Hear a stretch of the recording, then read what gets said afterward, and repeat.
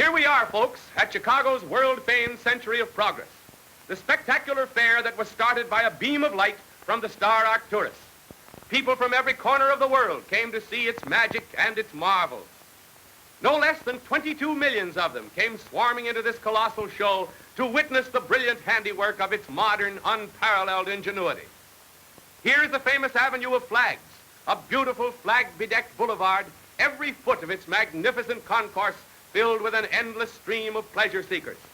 In gay attire, full of the holiday mood, keying their spirits to the glitter and sparkle of their surroundings, eager participants in the sweep and glory of a show unmatched in the annals of fair making.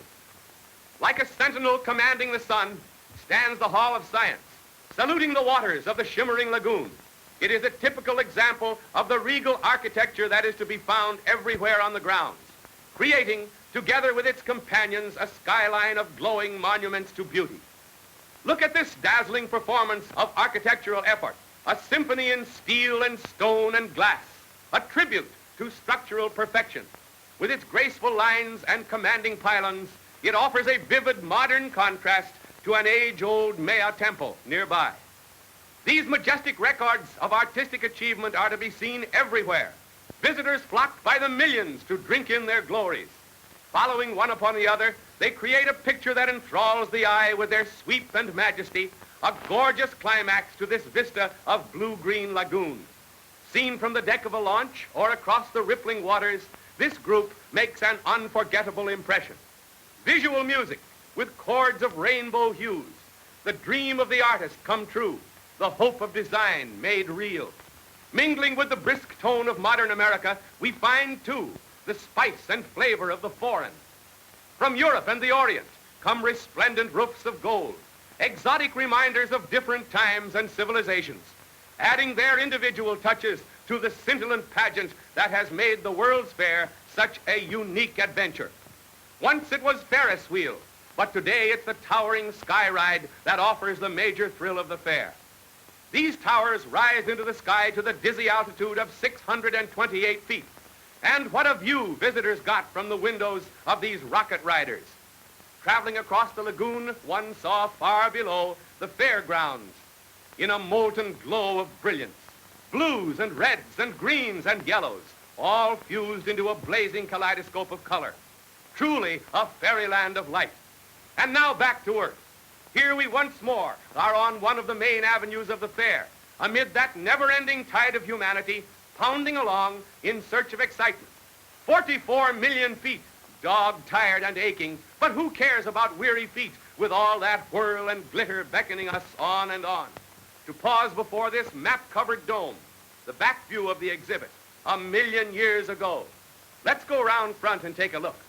Here's King Kong himself and two of his gentle playmates entertaining the Midway crowds. But this is only one of the countless bizarre and fascinating displays that made the Midway a perpetual Mardi Gras of frolic.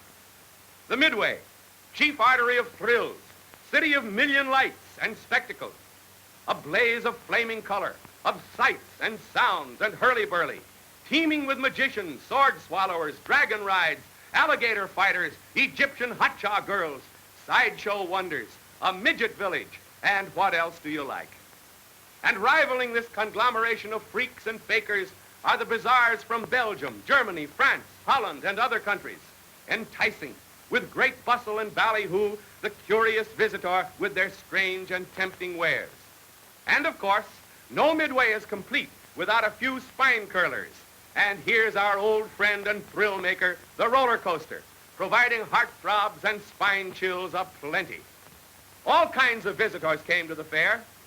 Here is Admiral Byrd's flagship, back from its adventures in the lands of snow and ice, to take a dominant position in the aggregation of queer craft and roaring planes that came to roost on the waters of the fair.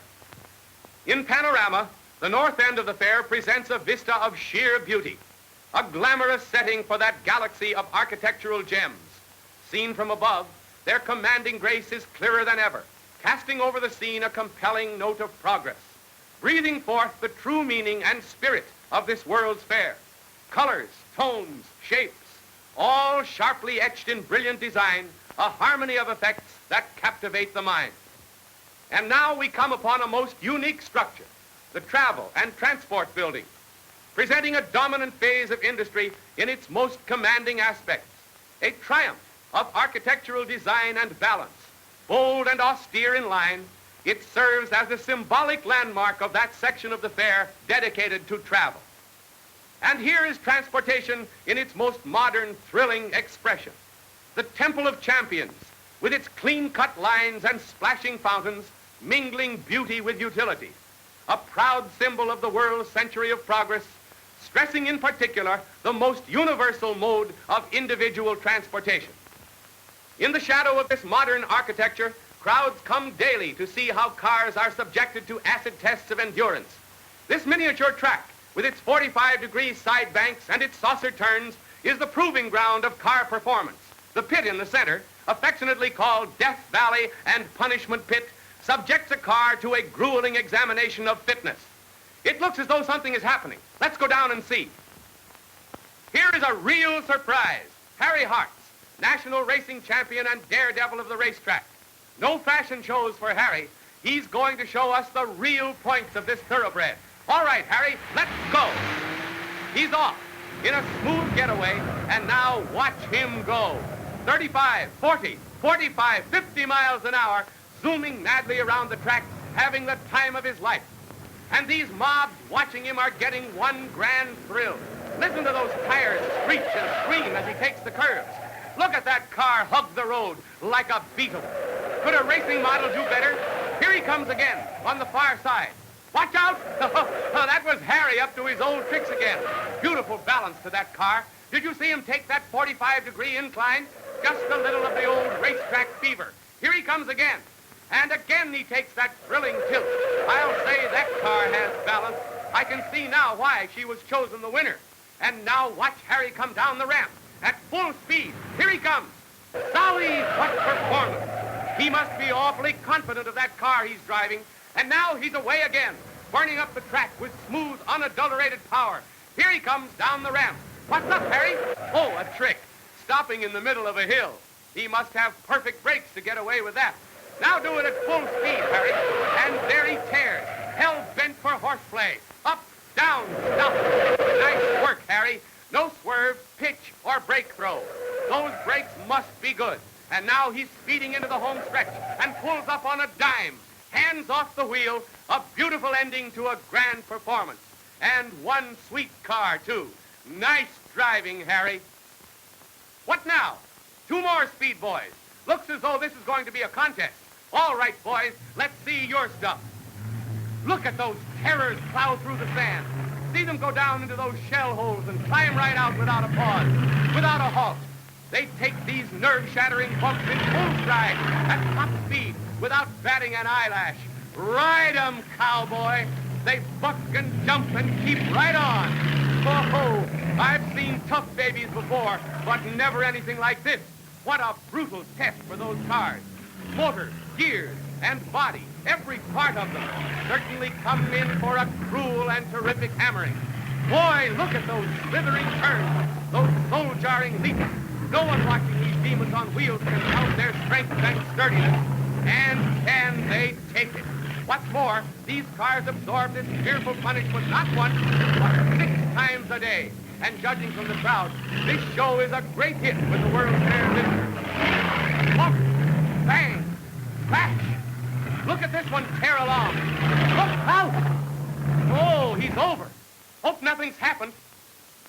No, here's the driver. Safe and sound. Not only safe, but enjoying himself. Looks as though he did it on purpose. I'll bet he just did it just to prove the safety of those all-steel bodies. Let's see the damage. Put her up on her wheels. Boy, was I fooled. That car is as good as new. Just a little shake-up. But what's that to these all-steel body punishment fiends? Can you beat that? Off on its own power again. I bet all you folks are wondering what kind of a car that is. Why, it's a Plymouth. My hat's off to that bus. Those high-geared performers never falter. They are the actors in a show that must go on, which does go on, not once or twice, but 6 full times a day. every single day, week after week, month after month, and with the tenacity of real champions, they keep right on, unmindful of the exhausting effects of the most thorough test ever devised, thus exemplifying real achievement, real progress in motor car safety and construction. Let's give those drivers and those sturdy cars a great big hand.